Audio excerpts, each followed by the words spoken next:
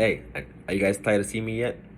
Well, it's too bad. I still got 8 more videos to go. Anyways, listen up. It's Tayami Strong again. I'm going to talk about today in this video. I'm going to talk about missions in Korea as an 88 Mike, driving PLSs, LMTVs, Humvees. That's all I drove out there. So that's all I'm going to talk about. I'm not going to talk about any other vehicle except for the ones I drove. So because I have the experience about those, and whatever else other unit drove, that's their business. Nothing to do with me. All right, just giving you my experience, my from my take of what happened when I was on mission and stuff like that. All right, here we go. All right, so missions. So being an idiot Mike in Korea, if you get stationed as part of the 2ID, part of a transportation unit. I'm not going to say the unit name, but there is one main transportation unit in Korea that does most of the majority transportation with all the equipment and all that movement. Excuse me. So they do all the big movements on Peninsula, which is Korea. They do all the big movements, and I was part of that big movement. I was part of that unit. That unit is wonderful. It is like it gives you the best driving experience because you get to actually do missions, you get to accomplish your mission, you get to the experience of driving on the road. So I'm gonna give you an idea of how the missions run. So like I said, I was stationed in Casey, and Camp Humphreys is about 3 hours and 45 minutes away from Camp Casey. So Camp Humphreys is in the middle, and Camp Casey is farther up north.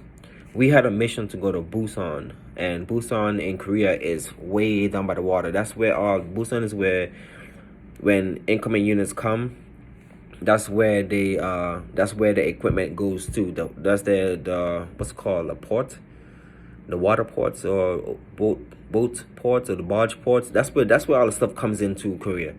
So that's stuff that goes through customs. They come through there. They go the barges or the boats or whatever bring the stuff in. They go through Busan. So my unit that I was part of, their job was to go from Camp Casey all the way to Busan to pick up the equipment for the new incoming soldiers and take it to where they need to go. So that's how big of a deal it was. It's a big deal, and it was a very big organization and mission plan. And to make it successfully and happen with no incidents and no accidents and stuff like that is really impressive. Like it was really good.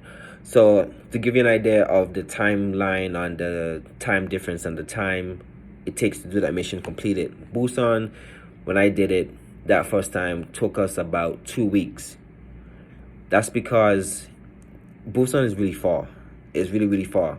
And like I said, from Camp Casey to Camp Casey to Humphreys, it is 3 hours and 46 minutes if you're driving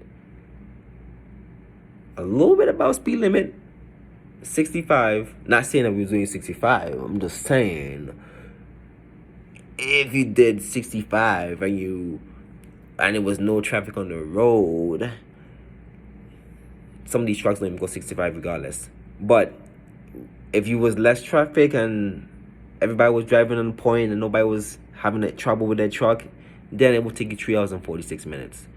But if you had an issue with the trucks and all that, it could take you anywhere from 4 to 5 hours to get from Casey to Humphreys. Just because you got to count the the breakdowns and all that stuff, and it ain't nothing good. So when I was there, I kind of broke the record of the longest time it take to get to Humphreys. And yeah, it was interesting because that's the story that nobody's gonna ever forget. So I'm gonna just tell you guys what happened. We was driving from Camp Casey to Humphreys to get ready for the Busan mission, and I was the third truck in the convoy. It was a convoy of 20 something trucks, and I was the third truck. So I was like almost the third truck I was close to the front. And we went up a hill, and for some reason my driver was having trouble like accelerating up the hill. We was literally doing like 10 miles an hour. We had no load, none of that. And we was doing 10 miles an hour going up the hill. With other 2 trucks in front of us, they took off. And I was like, this don't look good. I was like, I hope we don't get left behind. And then he was like, I hope we don't get left behind either, because he like, hey son, I'm pushing, but it ain't moving. It was like, oh shit. So when he said that, I got the strip map. The strip map tells you exactly where you need to go. At that time, I was following the strip map, but I wasn't following the strip map. You know what I mean? Because when you're in a convoy, all you gotta do is follow the truck in front of you. That's how it goes. But in a situation like that, when we started to lose the convoy, I was like, oh shit. I probably need to look at the strip map. And I got it out. And then I was like, where the F am I?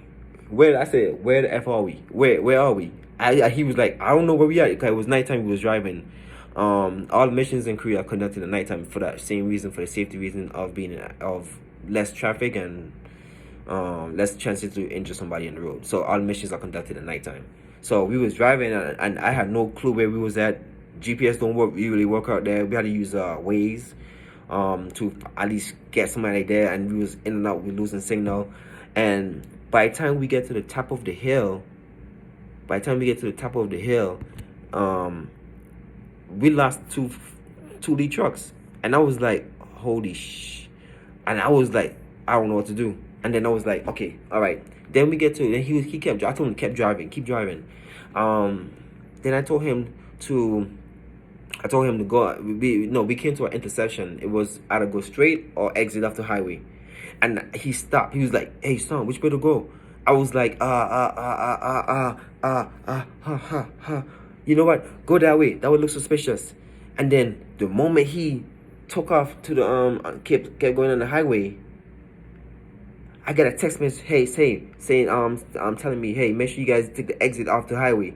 I was like, oh, He's like, I was like, hey, we literally just passed the exit to get off the highway, and we were supposed to take the exit to get off, but we kept going, and I was like, oh shit, we done messed up. So because of that, now everybody else behind us, all 17 trucks or 18 trucks, whatever behind us, was following us. We end up going somewhere else other than where we were supposed to go, because we was looking for a place to turn around with a PLS attached with a trailer, trying to turn around in the middle of a city. So we was downtown somewhere in the middle of Korea, in a city, trying to turn around in Korea. That shit was crazy. So long story short, it took us 8 hours to get from Casey to Humphreys. So we started at nighttime. When we got to Humphreys, it was daytime. That was a record so far from getting from Casey to Humphreys, and that wasn't even involving any accidents. I mean, not any accident, any broken down trucks. All the trucks was working fine.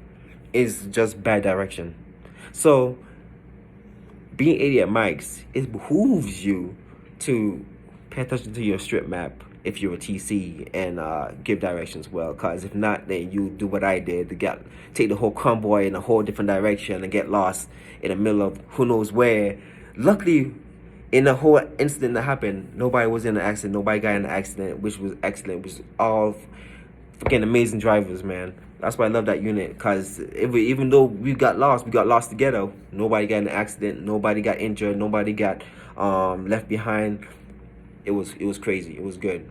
And everybody thanked me for getting them lost in the middle of nowhere, because we knew our potential after that no matter what happened in Korea, if we get lost, we know we got the best drivers in freaking Korea. So we know we're gonna get where we need to get to. Even it doesn't matter how long it takes us to get there, but we got there safely. And we did it without, well, if we did it on one tank of gas. Luckily, like, the trucks can go for a while, but driving for 8 hours when it only supposed to take us like 3.5, maybe 4 hours to get there was like kind of ridiculous. But hey, everybody had a fun time that night, kinda.